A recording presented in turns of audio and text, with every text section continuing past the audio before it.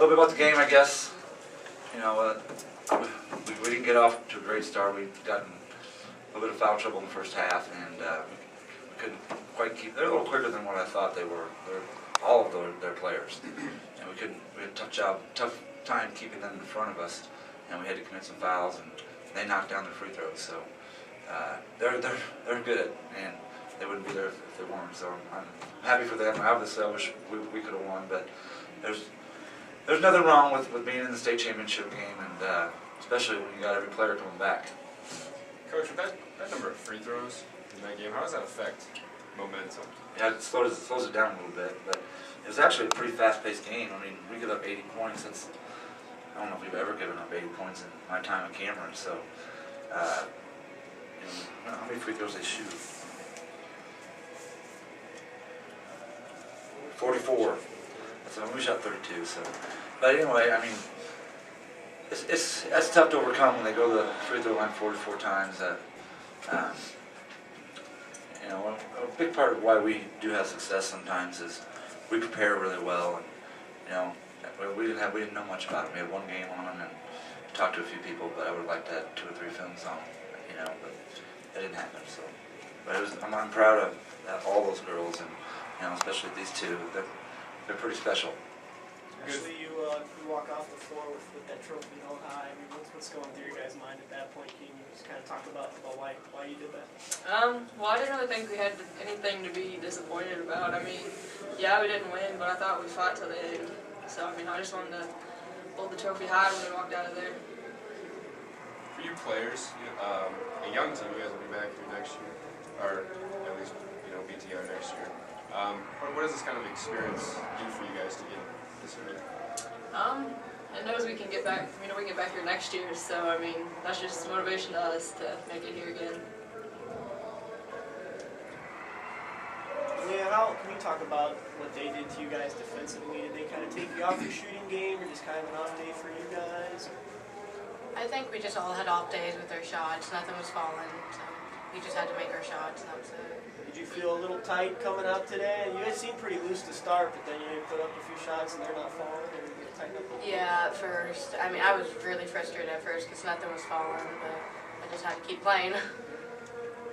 Coach, like you mentioned, giving up 80 points, but only 13 in the first quarter. What was it about their offense for those final 3 quarters that was giving you guys some trouble? We got in foul trouble, and it kind of takes away the way that we're capable of defending. I mean, we give up 40 points a game for the year. I think that was our average. So, you know, we're pretty good defensively. Just we got in foul trouble when we had to play some different people, and they're not as good defenders as others. We kind of talked a lot this postseason just about kind of the run you guys have been on since the end of the regular season. Did you feel like some of the things that maybe you were able to overcome during some of those previous tournament games kind of caught up with you guys today? Maybe a little bit, yeah.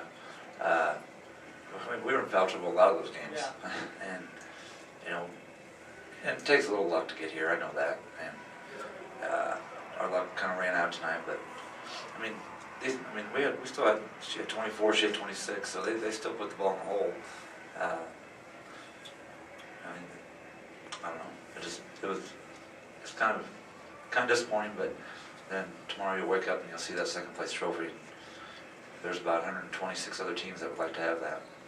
Matt, talk about the season, and you toughened up the schedule. I mean, you took on some Class 5 and some Class 4, and Cameron is second smallest in the Midland Empire Conference.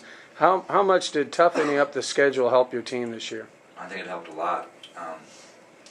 You know, we scheduled Notre Dame to Scion, who's playing to come here, and we scheduled Kearney, who's playing to come here, and Liberty, and Smith. I mean, we played Smithville in our conference, but Pembroke Hill, Truman, who was undefeated until district championship game, and I think we gave them the closest game all year. So we're capable of playing at a high level, and a lot of those games didn't go our way, but I think we learned a lot from it, and you know. I kind of felt bad sometimes during the course of the year when I was, you know, playing all these sophomores and a junior, throwing them to the wolves a little bit, but it toughened them up, and it was tough there at the end of the year. I mean, I think we were kind of mentally beat up, and you know, you go through the MEC, it's very difficult to go through that conference. I mean, it's brutal. So But that helped us, I mean, through this stretch too. There were some tough times and we fought through it and came back and won. Melia or Ashli, when you guys look at, kind of talking about the youth, the experience level on the other side of the court tonight, did you feel that played a role at all, just kind of from an experience or just less of a youthful standpoint? Maybe a little bit, but I mean, we just kept fouling them. I mean, I didn't think the age or anything had a factor. I mean, we just kept fouling them. We can't do that if you want to win games, especially these games. Actually, can you talk just about what you're going to remember about this run that you guys had? What am I going to remember? Probably this game the most. I mean, it's just been a crazy ride to get here, so it's been awesome. What's maybe, Melia, maybe the biggest thing that you think coming away from this game, that the biggest area of growth that's going to be required for you guys to get back here and have it finished the way you guys want to next year? Stop fouling. We're just gonna have to keep working on that.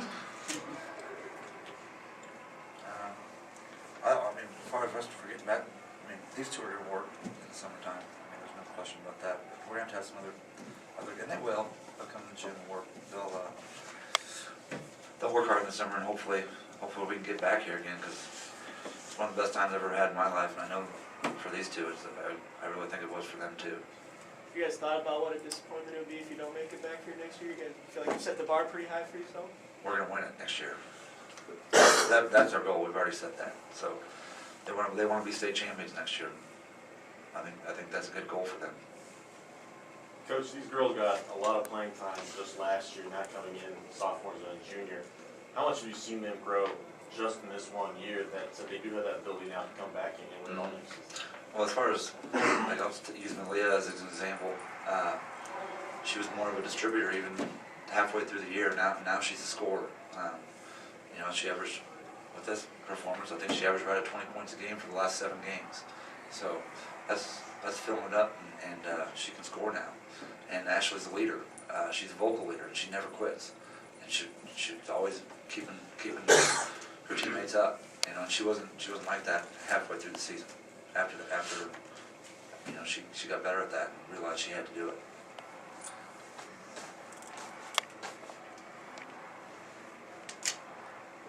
That it?